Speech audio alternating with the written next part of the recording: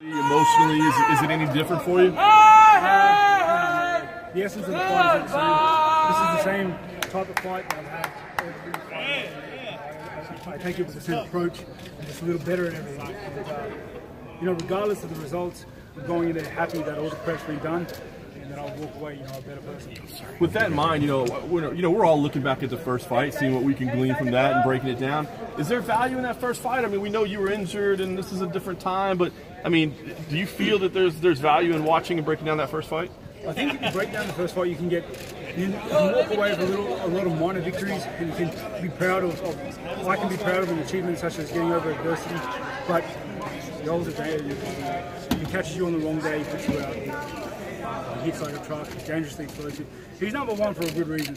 I think he doesn't. You have to give him the respect he deserves. He said earlier that one big mistake he made is that he didn't finish you off when he thought he had the chance. Presumably he felt around about the first or second round. Was there ever any stage of the fight when you were genuinely worried that you could lose? There was never a moment that I thought I could lose. I feel like if you think you can lose, you're already putting a foot out the door, in my opinion. One thing that did go through my head rounds 1 and 2 was how am I going to win? After busting my leg, it hurt a lot, and I had to think about how I was going to win. I worked it out.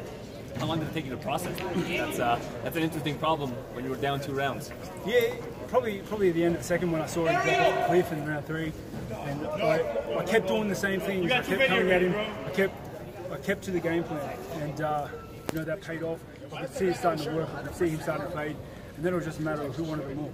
Rob, do you buy that at all? That he feels like he had a chance to finish it off and he held back for whatever reason? Do you buy that he thinks that?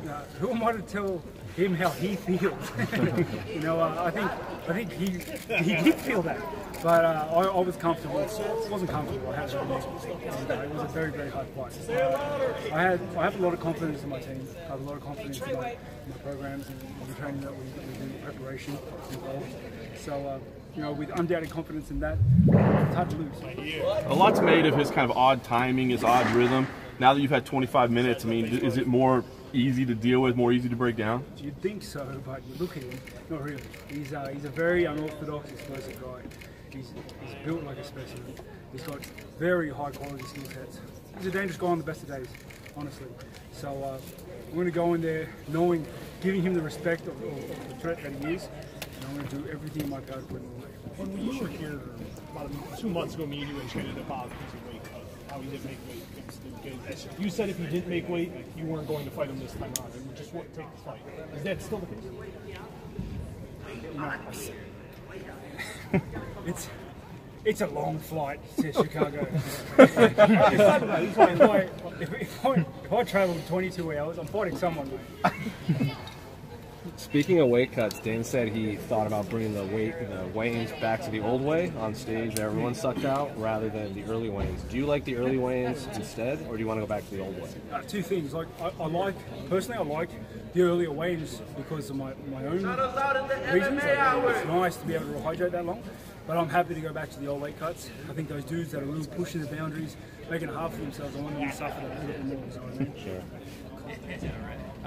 You were aligned to fight Michael Bisping when you were the interim champion. He retired 2 weeks ago. What's your thoughts on him and his legacy in the sport? What I guess he means to you as a young middleweight, but he was kind of one of the first middleweight stars. Mate, I dodged a bullet there, I'll tell you that much.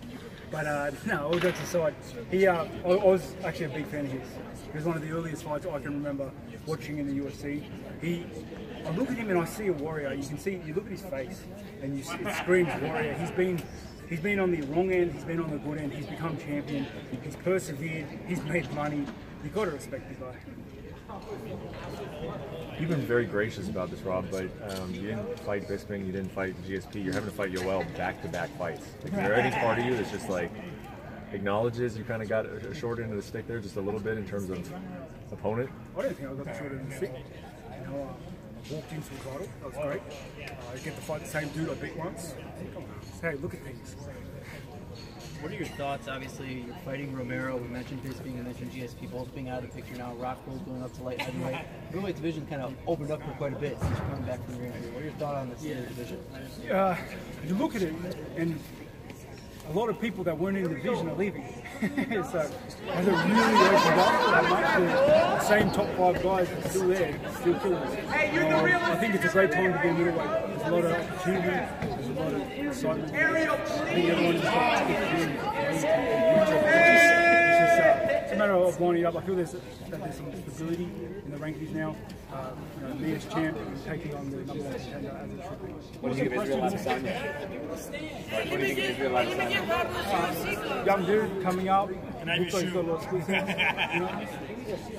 What did you make of Calvin's performance against Shaka Ray? Did you have Calvin winners? I missed that fight, I'm sorry. Calvin.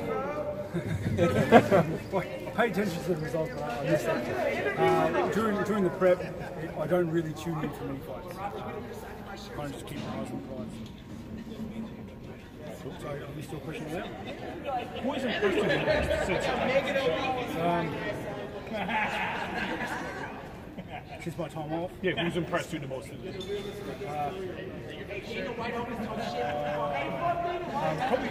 he stepped in, he just lost the title shot, and he managed to beat Rockhold in devastating fashion and get another title shot. So you've got to respect that fight.